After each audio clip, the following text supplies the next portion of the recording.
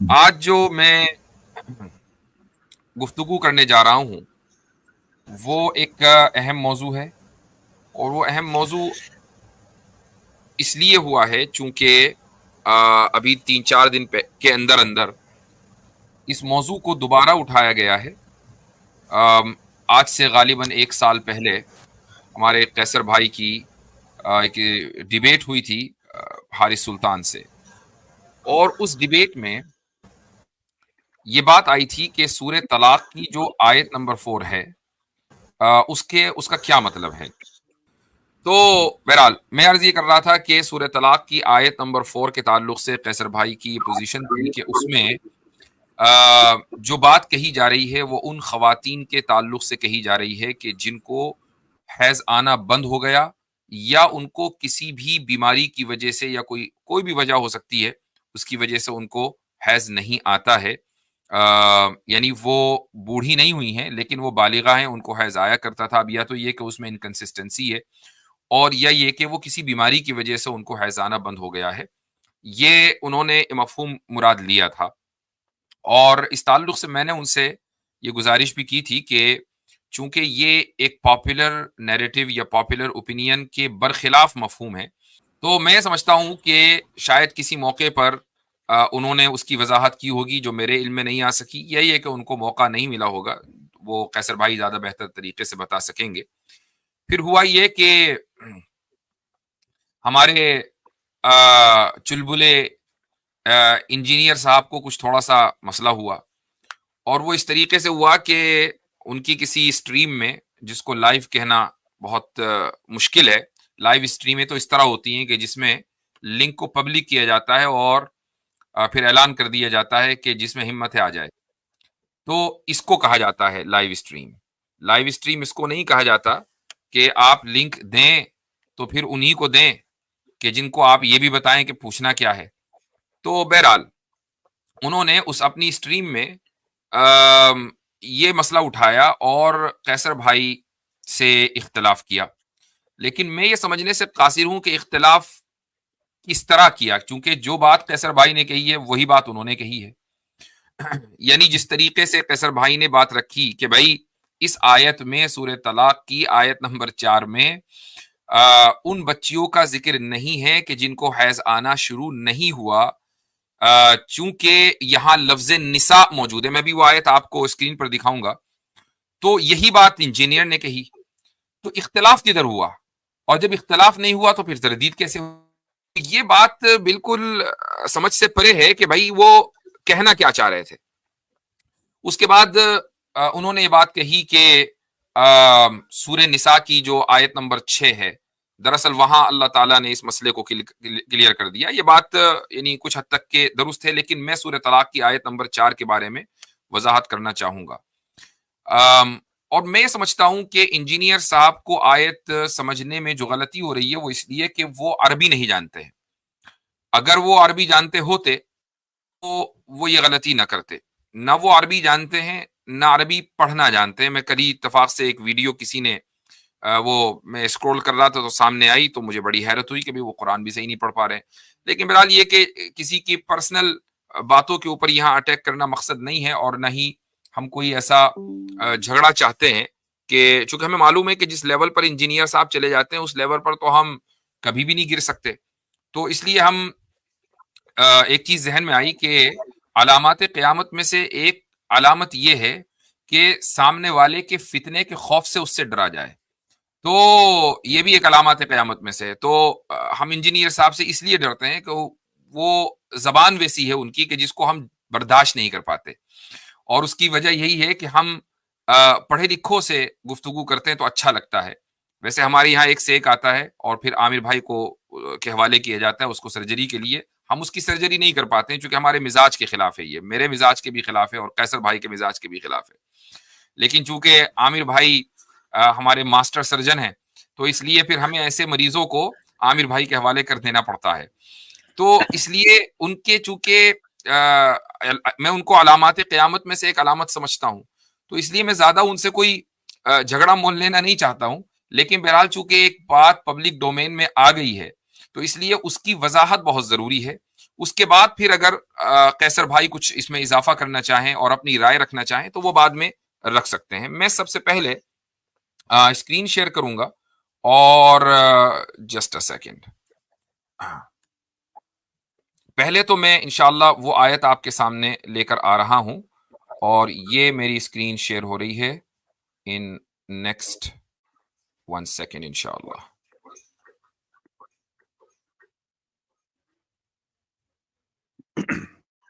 جی ہاں.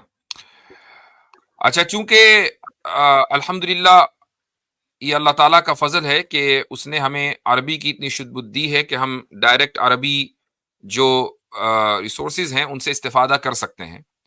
تو ہمیں پھر اس کی حاجت نہیں رہتی کہ ہم ترجموں کے اوپر انجینئر صاحب کی طرح ریلائی کریں، اور جو ترجموں کے اوپر ریلائی کرتے ہیں وہیں سے مسئلہ ہو جاتا ہے. تو میں سیدھے سب سے پہلے سورہ طلاق پہ پہنچتا ہوں. جی یہ رہی 65 آیت نمبر 4. یہ آیت آ گئی. اللہ تعالیٰ فرماتا ہے واللائی یئسن من المحیض من نسائکم ارتبتم فعدتہن ثلاثۃ اشہر واللائی لم یحضن، کہ وہ خواتین کے جو مایوس ہو گئی ہیں حیض سے تمہاری عورتوں میں سے، یعنی جن کو اب حیض نہیں آئے گا، اگر تمہیں شک ہے، ظاہر ہے کہ حیض نہیں آئے گا تو اب عدت کیسے گزرنی ہے، تو اس میں شک ہوگا. فعدتہن ثلاثۃ اشہر، تو ان کی عدت 3 مہینے ہے. یعنی اگر ایسی عورت کو شوہر طلاق دے دیتا ہے تو وہ 3 مہینے اپنی عدت گزارے گی. اس کے بعد آگے فرماتا ہے اللہ تعالیٰ واللائی لم یحضن، اور وہ کہ جن کو ابھی حیض نہیں آیا ہے. یہ جو میں نے ابھی کا ترجمہ کیا ہے تو یہ بات ڈیبیٹ، اور اچھا ہے کہ قیصر بھائی کے سامنے بات ہو رہی تاکہ میرا موقف آ جائے، اور اس کے بعد قیصر بھائی اپنا موقف رکھنا چاہیں تو وہ ایک الگ مسئلہ ہے، وہ رکھ سکتے ہیں انشاءاللہ. تو واللائی لم یحضن، اس میں جو ابھی کا ترجمہ ہے یہ ضروری نہیں ہے کہ اس کے لیے لفظ ایضن جو عربی میں آتا ہے وہ موجود ہو، واللائی لم یحضن بعدو یا اس طرح کا کوئی لفظ موجود ہو، بلکہ لم جو لفظ ہے جب ہم اس کو فعل مضارع پر داخل کرتے ہیں، اور جو لوگ عربی زبان کی بنیادی بھی شد بدھ رکھتے ہیں وہ اس کا اندازہ لگا سکتے ہیں، تو پھر اس کا ترجمہ یہی ہوگا کہ جن کو ابھی تک نہیں آیا ہے. تو لم کی وجہ سے اور اس کو فعل مضارع پر داخل کرنے کی وجہ سے یہ ترجمہ کیا جاتا ہے. Point number 1. پوائنٹ نمبر 2 یہ ہے کہ انجینئر صاحب کا بھی یہ کہنا تھا کہ من نسائکم میں یہاں اس آیت میں چونکہ لفظ نساء موجود ہے تو یہاں لڑکیوں کی بات نہیں ہو رہی ہے، بلکہ یہاں بڑی خواتین کی بات ہو رہی ہے اور ان کی عدت کو بیان کیا جا رہا ہے. تو واللائی لم یحضن میں اس جگہ بھی یہاں چھوٹی عمر کی لڑکیوں کی بات نہیں ہو رہی ہے، بلکہ ان عورتوں کی بات ہو رہی ہے کہ جن کو کسی بھی وجہ سے حیض آنا بند ہو گیا یا حیض نہیں آیا. تو اس کا جواب یہ ہے کہ نساء کے لفظ سے یہ جو اشتباہ ہو رہا ہے وہ درست یوں نہیں ہے کہ یہاں پر جو واللائی میں ہے یہ عطف کے لیے ہے، اور اس کو ہم انگریزی میں پارٹیکل آف کنجنکشن بولتے ہیں. تو اس سے پہلے جو ہے اس کو، یعنی اس کے آگے پیچھے یہ معطوف و معطوف علیہ ہیں، اور معطوف اور معطوف علیہ یعنی واو یا پارٹیکل آف کنجنکشن سے پہلے اور بعد میں جو چیز ہوگی وہ دونوں الگ الگ ہوں گی. ان کا حکم ایک ہو سکتا ہے لیکن وہ ہوں گی الگ الگ. تو بالکل ایسے ہی جیسے کہ میں یہ کہوں کہ زید اور بکر دونوں آئے، تو زید اور بکر یہ 2 الگ الگ شخصیتوں کے نام ہیں، اگرچہ ان کے آنے کا حکم ایک ہی ہے کہ وہ دونوں آئے ہیں. ایسے ہی دونوں کا حکم ہے کہ عدت 3 مہینے ہوگی، اگرچہ پہلی آیت میں واو سے پہلے جو مسئلہ ہے وہ ان عورتوں کا ہے کہ جن کو زیادہ عمر کی وجہ سے حیض آنا بند ہو گیا، اور واو کے بعد جو مسئلہ ہے وہ ان بچیوں کا ہے کہ جن کو حیض نہیں آنا شروع ہوا، وہ بھی نابالغہ ہیں. اچھا، یہ جو بات کہی جا رہی ہے یہ اپنی طرف سے نہیں کی جا رہی ہے، بلکہ آپ کسی بھی، یہ ساری تفاسیر ہیں جو اس وقت میرے سامنے ہیں، کوئی سی بھی تفسیر آپ اٹھا کر دیکھ لیں. مثلا ہم تفسیر ابن کثیر میں چلے جائیں تو اللہ یہ فرماتے ہیں امام ابن کثیر یہیں پر کہ کما وَكَذَا الصِّغَارُ اللَّائِي لَمْ يَبْلُغْنَ سِنَّ الْحَيْضِ أَنَّ عِدَّتَهُنَّ كَعِدَّةِ الْآيِسَةِ 3 أَشْهُرٍ. اس سے وہ بچیاں کہ جو ابھی حیض کی عمر کو نہیں پہنچی ان کی عدت بھی ان عائشہ یعنی ان خواتین کی طرح ہے کہ جو مایوس ہو گئی ہیں اپنے حیض سے، اور وہ عدت ہے 3 مہینے، اور اسی وجہ سے اللہ نے فرمایا واللائی لم یحزن۔ اب ظاہر ہے کہ ابن کثیر معتبر ترین تفاسیر میں سے ہے، اور یہ جو ابن کثیر کہہ رہے ہیں یہ ان کی ذاتی رائے نہیں ہے، بلکہ جو مین اسٹریم ہے شروع سے لے کر آج تک وہ اس چیز کے اوپر متفق ہے۔ تو اب مسئلہ یہاں پر جو کھڑا ہوتا ہے وہ یہ ہوتا ہے کہ بھائی کیا اسلام اس کی اجازت دیتا ہے کہ حیض سے پہلے کنزومیشن آف میرج ہو جائے؟ چونکہ اگر کنزومیشن آف میرج ہو گیا ہے اور اس کے بعد طلاق ہوئی ہے تب جا کر تو عدت 3 مہینے ہوگی، لیکن اگر مان لیجئے کم عمری میں نکاح ہوا ہے اور کم عمری میں نکاح کے بعد یا کسی بھی عمر میں نکاح ہوا ہو لیکن کنزومیشن آف میرج کے بغیر ہی طلاق ہو گئی ہے تو پھر عدت ہی نہیں ہے اسلام میں، اور اس کی دلیل ہے سورہ احزاب کی آیت نمبر 49۔ اللہ تعالیٰ کہتا ہے کہ یا ایھا الذین آمنوا اذا نکحتم المؤمنات ثم طلقتموهن من قبل ان تمسوهن فما لكم عليهن من عدة تعتدونها۔ اللہ یہ فرماتا ہے کہ اے مؤمنین کہ جب تم مؤمنات سے نکاح کرو، مومن خواتین سے نکاح کرو، اور پھر تم ان کو طلاق دے دو ان کو ہاتھ لگائے بغیر، یعنی کنزومیشن آف میرج نہیں ہوا، تو تمہارے لیے کوئی ضروری نہیں ہے کہ تم ان کی عدت کاؤنٹ کرو، یعنی ان کے اوپر عدت ہے ہی نہیں۔ تو جب یہاں یہ کہا جا رہا ہے کہ جن بچیوں کو حیض نہیں آیا ان کی عدت 3 مہینے ہے، تو گویا کہ ان کے ساتھ کنزومیشن آف میرج ہو گیا۔ تو اب یہاں سوال یہ ہوتا ہے کہ کیا اسلام بچیوں کے ساتھ کنزومیشن آف میرج کی اجازت دیتا ہے کہ جو ابھی بالغہ نہیں ہوئی ہیں؟ یہ سوال یہاں پر ہے۔ تو اس کو آج ہم حل کرتے ہیں تاکہ یہ مسئلہ ونس فار آل انشاءاللہ حل ہو جائے اور ختم ہو جائے۔ تو میں ایک آرٹیکل آپ کے سامنے شیئر کر رہا ہوں۔ یہ آرٹیکل اصل مقصود نہیں ہے بلکہ اس آرٹیکل میں جو ریفرنسز ہیں وہ مقصود ہیں۔ تو یہ آپ کی اسکرین کے اوپر آ رہا ہے، جسٹ اے سیکنڈ۔ اب اس میں آپ دیکھیں کہ مسئلہ شروع ہوتا ہے اس جگہ سے کہ دوسرا مسئلہ یہ ہے کہ وہی مسئلۃ وطء الصغیرۃ او الدخول بها، کہ ایک چھوٹی بچی سے جماع کرنا یعنی کنزومیشن آف میرج کرنا کیا یہ درست ہے یا نہیں؟ تو اکثر اہل العلم، میجورٹی آف دی اسکالرز اس بات کی صراحت کرتے ہیں کہ علی ان الصغر الذی لا تطیق معه الوطء مانع من موانع تسلیمها لزوجها، کہ جو بچپنا ہے اس کی بنیاد پر نہ یہ کہ شوہر کے لیے کنزومیشن آف میرج جائز ہے بلکہ لڑکی کے والدین کے لیے یہ بھی جائز نہیں ہے کہ وہ شوہر کے حوالے کر دیں اس بچی کو۔ اب آگے مختلف فقہا کے حوالے دیے گئے ہیں، اس میں جو ایک معتبر حوالہ ہے موسوعہ فقہیہ یعنی فقی انسائیکلوپیڈیا کا، کہ جو اگرچہ ریسنٹ ورک ہے لیکن اس کی بنیاد ابھی تک کی جو ہماری پوری فقہی تاریخ ہے وہ ہے۔ اس میں دیکھیے کیا لکھا ہے، اس میں لکھا ہے کہ ذہب الفقہاء، فقہا یعنی ایک فقیہ کی بات نہیں، فقہا تمام جورسٹ وہ اس بات کے قائل ہیں کہ الی ان من موانع التسلیم الصغر، کہ والدین کے لیے جائز نہیں ہے کہ بچپنے کے باقی رہتے ہوئے، یعنی ابھی بچی چھوٹی ہے، اس کو وہ ہسبینڈ کے سپرد کر دیں۔ فلا تسلم صغیرۃ لا تحتمل الوطء الی زوجها حتی تکبر، تو کوئی بھی چھوٹی بچی اس کے ہسبینڈ کے اگرچہ شادی ہو جائے اس کے ہسبینڈ کے حوالے نہیں کی جائے گی کہ جو کنزومیشن آف میرج کے لائق نہ ہو یہاں تک کہ وہ بڑی نہ ہو جائے۔ وَيَزُولَ هَذَا الْمَانِعُ، اچھا اس کی وجہ کیا ہے؟ چونکہ اگر ہسبینڈ کے حوالے کر دی گئی، اس سے وعدے لے لیے گئے کہ بھائی کنزومیشن آف میرج بعد میں ہوگی، تو ہو سکتا ہے کہ شوہر اپنی اس شہوت کے اوپر قابو نہ رکھ پائے اور وہ اس بچی کو نقصان پہنچا دے۔ یہی لکھا ہے لِأَنَّهُ قَدْ يَحْمِلُهُ فَرْطُ الشَّهْوَةِ عَلَى الْجِمَاعِ فَتَتَضَرَّرُ بِهِ، تو وہ بچی اس عمل کی وجہ سے اس کو نقصان ہوگا اس کی ہیلتھ کو، اس لیے جائز نہیں ہے۔ تو اس کے بعد حنفی فقہا میں ابن نجیم کی بحر الرائق بڑی مشہور کتاب ہے، اس کے حوالے سے بھی یہی باتیں لکھی ہوئی ہیں، اس میں الگ الگ اقوال ہیں، لیکن ایک قول یہ بھی ہے کہ لا يدخل بها ما لم تبلغ، کہ جب تک کہ وہ حد اور سن بلوغ کو نہ پہنچ جائے اس وقت تک کہ اس کے ساتھ کنزومیشن آف میرج نہیں کیا جا سکتا۔ اب جب یہ بات طے ہو گئی کہ کنزومیشن آف میرج پہلے ہو سکتی ہے لیکن کنزومیشن آف میرج بلوغ کے بعد ہوگا، تو اب یہاں سوال یہ ہوتا ہے کہ پھر تو قرآنی آیت کے اندر کنسسٹنسی نہیں رہی۔ اس کی وجہ یہ ہے کہ بھائی جب کنزومیشن آف میرج نہیں ہوا اور اس چھوٹی بچی کو نابالغہ کو طلاق ہو رہی ہے تو اس کی تو کوئی عدت ہونی نہیں چاہیے، پھر سورہ طلاق میں اس کی عدت کو 3 مہینے کیسے بیان کر دیا گیا؟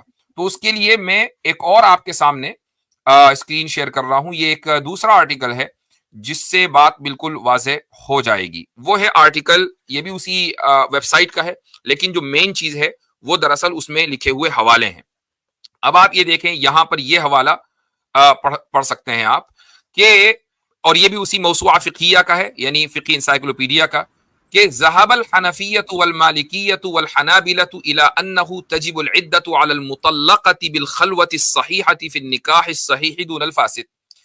اس کا مطلب یہ ہے کہ حنفیہ, مالکیہ, حنابلہ, ان سب کا اس بات کے اوپر اتفاق ہے کہ عدت صرف کنزومیشن آف میرج سے ہی واجب نہیں ہوتی ہے, بلکہ خلوہ صحیحہ سے بھی واجب ہو جاتی ہے. اب خلوہ صحیحہ کسے کہتے ہیں؟ خلوہ صحیحہ کا مطلب یہ ہے کہ ہسبینڈ اور وائف چاہے تھوڑی دیر کے لیے وہ اکیلے رہے ہوں, انہوں نے چاہے ایک دوسرے کو ٹچ نہ کیا ہو, کنزومیشن آف میرج جس کو کہا جاتا ہے وہ نہ ہوا ہو, محض ان کا اکیلا رہنا. اب اگر اس کے بعد طلاق ہو گئی, مان لیجئے ہسبینڈ اور وائف کی ملاقات ہوئی اور اکیلے میں ہوئی, لیکن کسی وجہ سے ہسبینڈ نے ڈیسائیڈ کیا کہ بھئی میں اس لڑکی کے ساتھ اپنی زندگی نہیں گزار سکتا, اب اس نے اس کو طلاق دے دی, تو اس خلوت صحیحہ کے باوجود اگرچہ کنزومیشن آف میرج نہیں ہوئی ہے, اس لڑکی کو 3 مہینے عدت گزارنی ہوگی, چونکہ اس کو حیض نہیں آیا, ورنہ 3 جو منتھلی سائیکلز ہیں اس کے اعتبار سے وہ اپنی عدت گزارتی. تو اب کیا ہوا؟ اب یہ ہوا کہ قرآن کریم کی سورہ طلاق کی آیت نمبر 4 ایک بہت ہی اسپیسیفک سچویشن کو بیان کر رہی ہے, اور وہ سچویشن یہ ہے کہ اگر کسی کم عمر کی لڑکی کی شادی ہو جائے جس کو بھی حیض نہیں آیا, کنزومیشن آف میرج جائز نہیں ہے, لہٰذا لیکن خلوت ہو گئی ہے, اور خلوت کنزومیشن آف میرج نہیں ہے, تو پھر اب اس کو اگر طلاق ہوئی ہے تو اس کی عدت بھی 3 مہینے ہے. اس مسئلے کو سورہ طلاق کے اندر بیان کیا گیا ہے. لہٰذا یہ اعتراض اسلام کے اوپر نہیں ہونا چاہیے کہ اسلام اس چیز کی اجازت دیتا ہے کہ کم عمری کے اندر کنزومیشن آف میرج بھی ہو سکتی ہے. اسلام اس کی اجازت اس لیے نہیں دیتا کہ سورہ نساء کی آیت نمبر 6 میں اللہ سبحانہ و تعالیٰ نے اس بات کی وضاحت کر دی ہے کہ ان کا جو وابتلوا الیتامى حتی اذا بلغوا النکاح, کہ یتیموں کا امتحان لو, یعنی ان کو جانچ لو یہاں تک کہ وہ نکاح کی عمر کو پہنچ جائیں. تو نکاح کی ایک خاص عمر ہے اس سے پہلے, اور نکاح کا جو سے مراد یہاں پر کنزومیشن آف میرج ہے, چونکہ نکاح ینکح, نکاح کے جو لنگوسٹک میننگ آتے ہیں وہ کنزومیشن آف میرج آتے ہیں, صرف کانٹریکٹ نہیں آتا. تو یہ پورا جب آپ سامنے رکھیں گے اس کا پس منظر, تو انشاءاللہ کوئی اعتراض نہیں ہوگا. اب کوئی آ کر یہ نہ کہے ہم سے کہ بھئی اسلام میں کم عمری کی گنجائش ہے, یہ ایک الگ مسئلہ ہے نکاح کا. نکاح کی یعنی اسلام میں نکاح کم عمری میں ہو سکتا ہے, یہ الگ مسئلہ اس لیے ہے کیونکہ ہم ہر چیز کو آج کے دور کے حساب سے مثلا جانچنے کی کوشش کرتے ہیں. ہمارا جو ہسٹوریکل یعنی کانسیپٹ ہے وہ الگ ہے, اور جو عربوں کا اس زمانے کا جو ہسٹوریکل کانسیپٹ ہے یا کانٹیکسٹ ہے وہ الگ ہے. اور وہ اس طریقے سے الگ ہے ہسٹوریکل کانٹیکسٹ کہ آج کے زمانے میں مثلا ہوتا یہ ہے کہ پہلے انگیجمنٹ ہوتی ہے منگنی, اس کے بعد نکاح ہوتا ہے, نکاح کے بعد پھر لڑکی والوں کی طرف سے ریسیپشن ہوتا ہے, پھر اس کے بعد کنزومیشن آف میرج ہوتا ہے, کنزومیشن آف میرج کے بعد ولیمہ ہوتا ہے. یہ پورا ایک لمبا پارٹیوں کا سلسلہ ہمارے دور میں چلتا ہے. عربوں کے یہاں کیا تھا, انگیجمنٹ کا کوئی تصور تھا ہی نہیں, ان کے یہاں نکاح کرنا ہی انگیجمنٹ تھا, منگنی ان کے یہاں نہیں ہوتی تھی, نکاح کر دیا اور اس کے بعد کنزومیشن آف میرج ہوتی تھی اگر لڑکی لائق ہے, اور اگر لڑکی اس لائق نہیں ہے تو کنزومیشن آف میرج کے لیے وہ رکتے تھے. رسول اکرم صلی اللہ علیہ وسلم نے حضرت عائشہ سے نکاح کیا, کم عمری میں نکاح کیا, لیکن چونکہ کنزومیشن آف میرج ممکن نہیں تھا اس لیے 3-3.5 سال انتظار کیا. اور انجینئر صاحب بخاری کو کوٹ کرتے ہیں, تو میں بتا دوں کہ امام بخاری رحمہ اللہ نے ایک اپنی تعلیقاً اس کو روایت کیا ہے کہ وہ احمد بن صالح سے وہ یہ کہتے ہیں کہ میں نے اپنی ایک پڑوسن کو میں جانتا ہوں کہ جو 21 سال کی عمر میں دادی بن گئی, نانی بن گئی, دادی نے نانی بن گئی, تو میں ایک ایسی پڑوسن کو جانتا ہوں. تو اب دیکھیں اس زمانے میں یہ رواج تھا کہ 9-10 سال کی عمر میں شادی ہو گئی, کنزومیشن آف میرج, 9 مہینے کے اندر وضع حمل ہو گیا, بچی ماں بن گئی, اس کے بعد اس بچی کی بھی کم عمری میں شادی ہو گئی, 9-10 سال کی عمر میں وہ پھر ماں بن گئی. تو جس کی پہلے شادی ہوئی تھی وہ 21 سال کی عمر میں نانی بن جائے گی, یہ ایک عام رواج تھا. یہ نانی بنی اسی وجہ سے کہ اس کو حیض آنا شروع ہو گیا تھا اور وہ مینٹلی اور اسی طریقے سے فزیکلی وہ اس کیپیبل وہ نکاح کی اور شادی کی ذمہ داریوں کو سنبھال سکے. تو ہمارے زمانے میں ہوتا کیا ہے کہ انگیجمنٹ ہوتی ہے پھر نکاح ہوتا ہے. اس زمانے میں نکاح ہوتا تھا اور کنسومیشن آف میرج ہوتا تھا اگر اس کی گنجائش ہوتی تھی, اگر نہیں ہوتی تھی تو وہ ویٹ کیا جاتا تھا. تو اس لیے ان مسائل کو بیان کرنا ضروری ہے اور اس لیے اسلام میں کم عمری کے اندر نکاح جائز ہے, کنزومیشن آف میرج کے لیے ویٹ کیا جائے گا. تو یہ مختصر سا اس کی وضاحت تھی. ایک چیز کی میں اور وضاحت کر دوں اور وہ یہ کہ انجینئر کے طلبہ اسٹوڈنٹس یہ سمجھتے ہیں کہ اگر میں کبھی ان کے خلاف بات کرتا ہوں تو شاید کوئی مسلک اس میں مسلکی کوئی رجحان یا مسلکی کوئی جذبات ہیں. تو میں اس کو واضح کر دوں کہ انجینئر تو گزشتہ 10 سال سے جو کام کر رہے ہیں ہم نے تو ان کے تعلق سے کبھی اس موضوع پر گفتگو نہیں کی.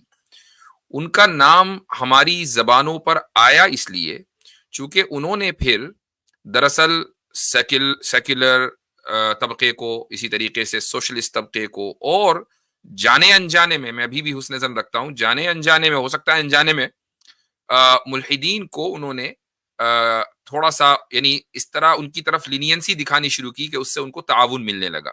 L G B T Q پر بھی اور بہت سارے مسائل ہیں.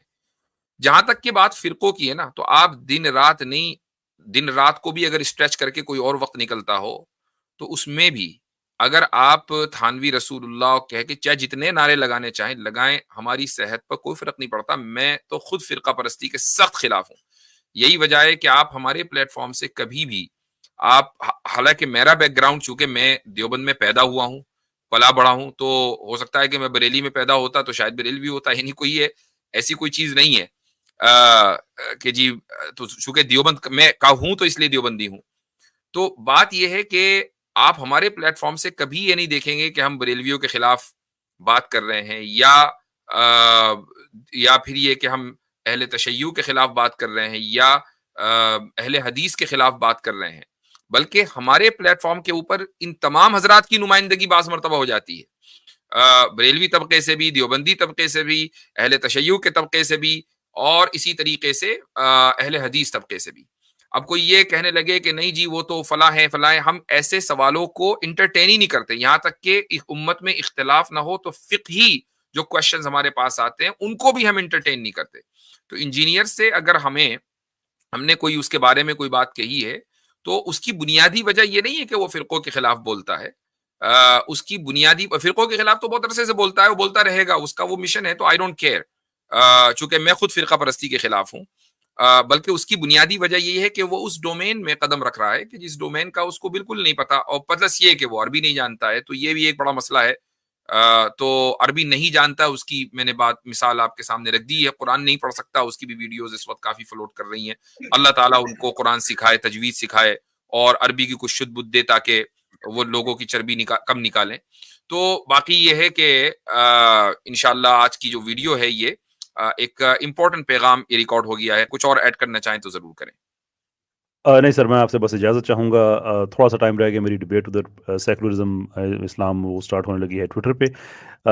بس ایک میں جاتے جاتے چیز کہوں گا کہ آج کا دن آپ نے خوب چنا ہے عدت کے معاملات کو ڈسکس کرنے کے لیے. عامر بھائی میرا ریفرنس سمجھ جائیں گے. It's a huge uproar in Pakistan at the moment.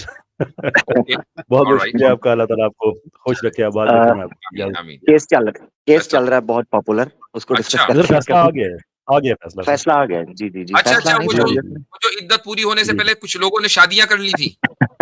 جی وہ فیصلہ اس کا آ گیا ہے اور ریڈ ہاٹ ماحول پاکستان میں. تو کیا مطلب میں کہہ رہا تھا جی نہیں وہ انلیگل ہو گیا. ابھی یہ بھی کنٹروورشل چل رہا ہے, مگر یہ ہے کہ کافی مکہ دھکی چلی ہے عدالت کے اندر ہی, اڈیالہ کے اندر ہی وہ سیشن لگا تھا, تو اس میں کافی جو ہے دھکا مکی چلی ہے اور پرسنل باتیں نجی. چلے وہ الگ بات ہے, عدالت کس نتیجے پر پہنچی کہ عدت ہو گئی تھی کہ نہیں ہو گئی تھی؟ عدالت تو پہلے سے ہی پہنچی ہوئی تھی obviously. اچھا وہ تو نتیجے پہلے سے ہی پہنچی ہوئی تھی. ہے وہ یہ ہے کہ شادی انلیگل ڈکلیئر کر دی گئی ہے, जी तो सजा भी हुई, जुर्माना भी काफ़ी ज़्यादा हुआ है लाखों में, अच्छा और jail and so fourth. Anyway sir, मैं बहुत कम टाइम रह गया, प्लीज़ चले कैरी ठीक है, दीजिएगा आप इंशाल्लाह। कैसर लगा मैं वैसे करें। जज़ाकल्लाह कैसर भाई, मैं वैसे इन्हीं चीज में पॉइंट ऐड करने लगा हूँ। अगर कैसर भाई मौजूद होते तो अच्छा होता, मगर चूंकि डिबेट है तो बिल्कुल आप जैसे मुनासिब समझे, आपका टाइम है मैं बाद में तो आप इंशाल्लाह मुनासिब देख लूँगा। समझे। थैंक यू, ठीक ठीक है, जरूर शुक्रिया। जरूर, जज़ाकल्लाह। अस्सलाम। हजरत, मैं एक दो चीजें इसमें ऐड करना चाहता हूँ। गो के जी जो मेन पॉइंट था वो आप लोगों की तरफ से आ गया और यकीनन वो पैगाम पहुंच जाएगा। सबसे पहले मैं एक चीज यहाँ ये रखना चाहता हूँ कि जो एक बात, और मैं बड़े अदब के साथ और बड़े एहतराम के साथ चीजें रखूंगा, और यकीनन जो पैगाम मजमूई तौर पर एक पैगाम आप लोगों की तरफ से आया है, ना उसको ठेस पहुंचे और ना हमारा जो ओरिजिनल मौकफ है मुसलमानों को लेकर उसको कोई ठेस पहुंचे, तो अदब और एहतराम के साथ बात रख देते हैं।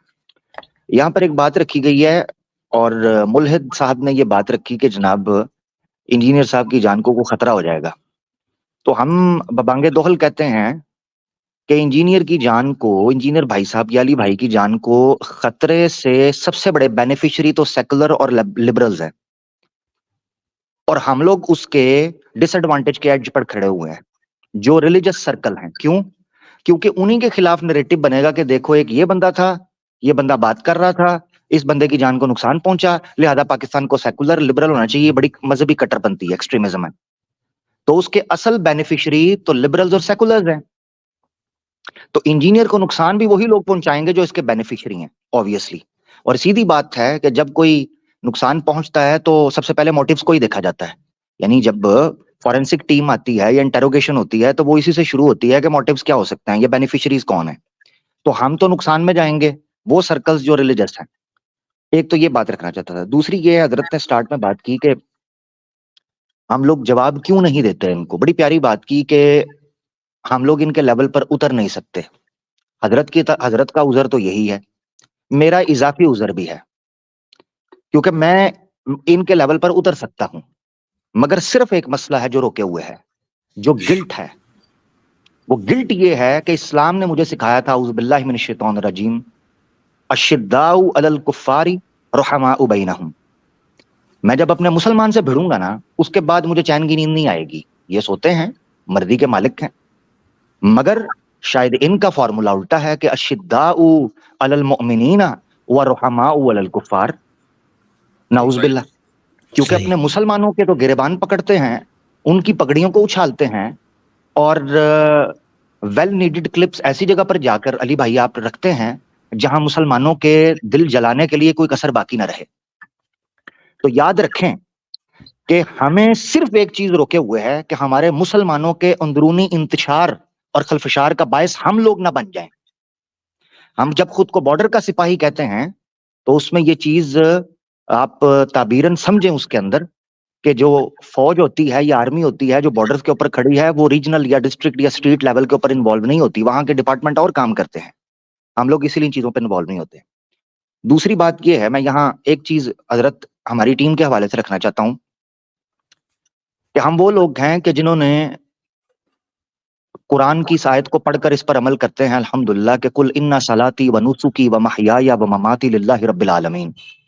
यहाँ किसी इंसान को सफाई नहीं दी जा रही, यहाँ उस फरीजे को अंजाम दिया जाता है जब हम हक बात करते हैं कि कल क़यामत के दिन यही मुसलमान नौजवान जो इन गलत ताबीरों और तौजीहात और फतवों की वजह से किसी गलत जगह पर पहुंच जाएं, और हम लोग जो जानते हैं, ये थोड़ा बहुत मुफ्ती साहब से समझकर या उलमा से समझकर जिस चीज को रख पाए हैं, उसमें कहीं ठोकर ना खा सकें तो बच जाएं। यानी जिस तरह मुफ्ती साहब ने कहा कि अंदरूनी मामलात पर बात चल रही थी, वो तो सदियों से चल रही है, आपसे सख्त बातें लिखी गई हैं और सख्त मामलात किए गए हैं आइम्मा के साथ।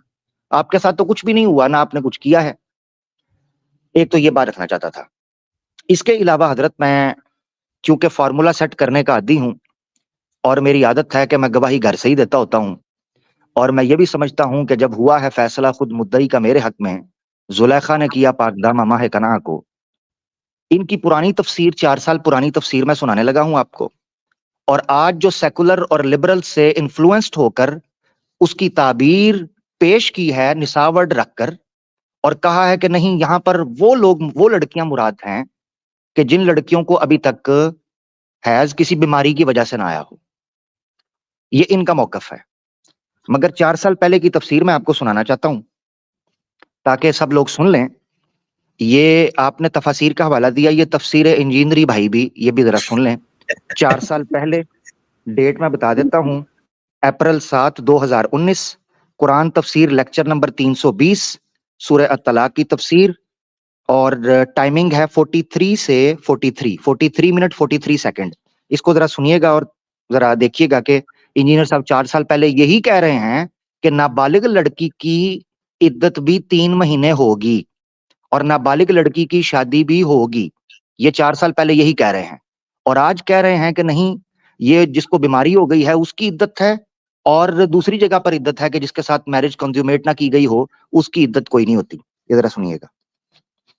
واللائی لم یحضن, اور ان کی بھی جو عدت ہے وہ 3 مہینے شمار کی جائے گی جو ابھی تک ان ایام حیض کے یعنی اس ٹائم کو نہیں پہنچی ہوئی ہیں. یعنی ایسی عورتیں ہیں جو نابالغہ ہیں. نابالغہ عورت کا نکاح ہو سکتا ہے, رخصتی نہیں ہو سکتی. تو اگر نابالغہ عورت کا نکاح ہوا, جیسے سیدہ عائشہ کے بارے میں بخاری مسلم میں آتا ہے 6 سال کی عمر میں ان کا نکاح نبی علیہ السلام سے ہو گیا تھا, رخصتی بعد میں ہوئی تھی 3 سال بعد. اس سے یہ بھی بات پتہ چلی کہ رخصتی اور نکاح میں ٹائم پیریڈ بھی رکھا جا سکتا ہے. تو اگر کوئی نابالغہ عورت کا نکاح اس کا باپ کر دیتا ہے تو بالغ ہونے کے بعد وہ اس نکاح کی پابند نہیں ہے, کیونکہ اس کی مرضی شامل ہونا ضروری ہے. وہ چاہے تو اس نکاح سے علیحدگی بھی اختیار کر سکتی ہے اور چاہے تو اسے کنٹینیو کرے. لیکن نابالغہ عورت ابھی بالغ نہیں ہوئی اور اس کو طلاق دے دی اس کے مرد نے, تو اس کے لیے تو اب ظاہر ہے وہ 3 طور والا تو ایشو نہیں ہوگا نا. تو اس کے لیے پھر حکم فرمایا جا رہا ہے کہ 3 مہینے جو میں نے ذکر کیا تھا راؤنڈ آف کر کے. ٹھیک ہے جی, دیکھ لیا حضرت آپ نے. حالانکہ جو یہاں اعتراض ہے بنیادی طور پر وہ یہ کہ بھائی جب اس کو ابھی حیض نہیں آیا, اور آپ اسی جملے میں آپ یہ کہہ رہے ہیں کہ اس کی رخصتی نہیں ہو سکتی, تو 3 مہینے عدت کو آپ جسٹیفائی کیسے کریں گے؟ کوئی نہ کوئی ریزن دینا پڑے گا کہ کیوں ہے پھر 3 مہینے, اور اس کا ایک ہی ریزن ہے اور وہ ہے خلوت صحیح. ایگزیکٹلی. اب یہ میں اس لیے چیز رکھنا چاہ رہا تھا, 4 سال پہلے والا موقف آج اپنے مسلمانوں سے تھوڑا سا ناراضگی کے بعد ملحدین کا اور لبرلز اور سیکولرز کا سہارا لے کر قرآن کی تفسیر وہی جو آپ نے پڑھائی تھی علی بھائی, اس تفسیر کو آپ نے جو ہے نا وہ خود ہی کانٹراڈکٹ کر دیا ہوا ہے. تو یہ میں پوائنٹ رکھنا چاہ رہا تھا کہ 2 چیزیں آ گئیں. اب حضرت میں ایک اضافی نقطہ یہاں پر رکھنا چاہتا ہوں. جو آپ نے تفسیر اور جو تفصیل آپ نے رکھی ہے جی, اس پر میں نقطہ رکھنا چاہتا ہوں. اسی کے ذہن میں یہ سوال آتا ہے.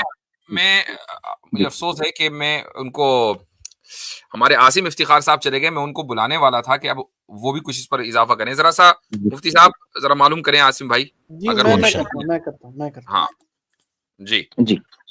اچھا, آخری چیز حضرت میں یہ چیز رکھنا چاہتا ہوں کہ آپ نے جو تفسیر پیش کی ہے اس کے اوپر یہ اعتراض اٹھ سکتا ہے, ویسے تو قرآن کی نص قطعی ہے اور ہم تو سمعنا واطعنا کے قائل ہیں, تو کوئی ملحد یا معترض کو اس پر اعتراض اٹھائے اور یقیناً آپ کے ذہن میں یہ چیز ہوگی. میں سمجھتا ہوں کہ چونکہ وہ شاید موضوع سے متعلقہ نہ ہو تو آپ نے اس کو ذکر کرنا مناسب نہیں سمجھا, مگر میں نے کمنٹ دیکھا تھا, میں نے کہا اس پہ اضافہ کر دوں تاکہ بات کا تکملہ, ایک کمپلیشن جو ہے وہ مکمل ہو جائے. وہ یہ چیز اٹھ سکتی ہے کہ جب چھوٹی لڑکی کے ساتھ آپ نے کہا کہ میرج کنزیومیٹ کرنے سے منع کیا گیا ہے, میرج تو ہو سکتی ہے, تو پھر اس کی عدت کہاں سے آ گئی 3 مہینے کی؟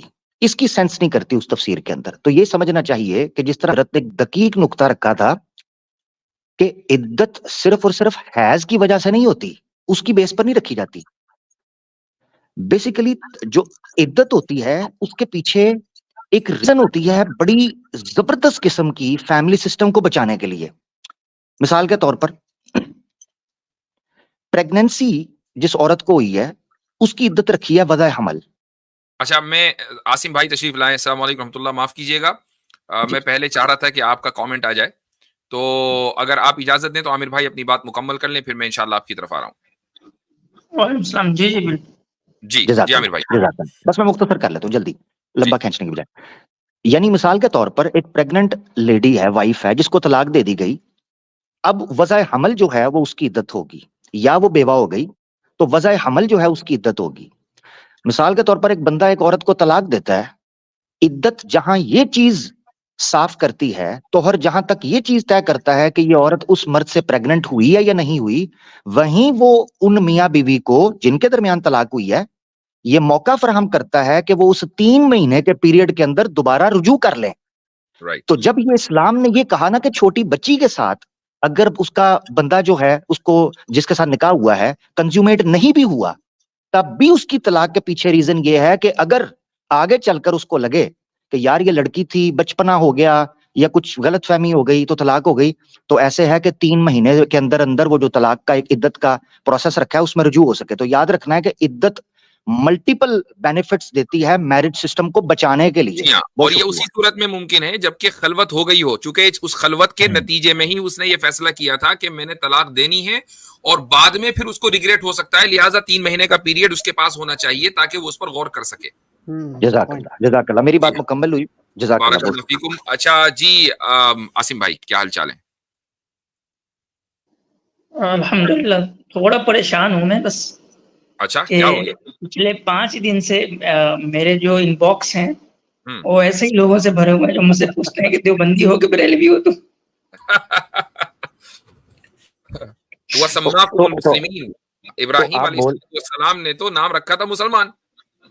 تو عاصم بھائی آپ بول دیا کریں آج کل تو آسان ہے، نہ میں وابی نہ میں بابی، میں ہوں مسلم علمی کتابی. جی کیا مشکل